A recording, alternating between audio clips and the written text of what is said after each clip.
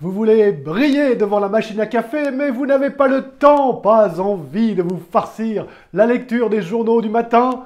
Bienvenue sur Aimons l'info. On va parler gaspillage, voitures chinoises et vie après la mort. Je vous donne un chiffre pour commencer. 1,3 milliard de tonnes.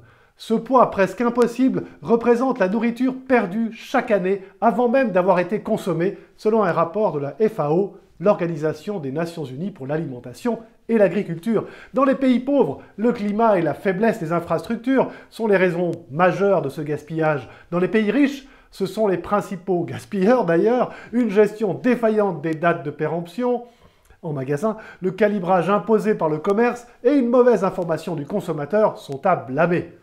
Au final, rappelle Qiu Dongyu, le directeur général de la FAO, des ressources en terre et en eau auront été gâchées, de la pollution émise et de l'effet de serre créé, tout cela sans aucun but.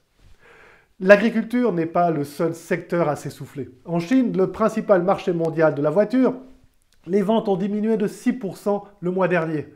Le pays veut privilégier la voiture électrique et réduire la pollution due aux véhicules à essence. Toutefois, pour l'heure, les mesures gouvernementales ne présentent que peu d'effets. On notera que VW est le leader des ventes en Chine. Ah, encore une chose. Un Irlandais a tenu à faire une blague à sa famille, même par-delà la mort. Alors que son cercueil descendait dans la fosse du cimetière et que ses proches se recueillaient, ils ont pu entendre distinctement la voix du défunt leur criant « Ohé, ohé, laissez-moi sortir, il fait sacrément noir là-dedans !» Après quelques secondes de sidération, la foule a éclaté de rire, sauf le curé a déclaré sa femme qui avait été mise dans la confidence. Allez, prenez bien soin de vous.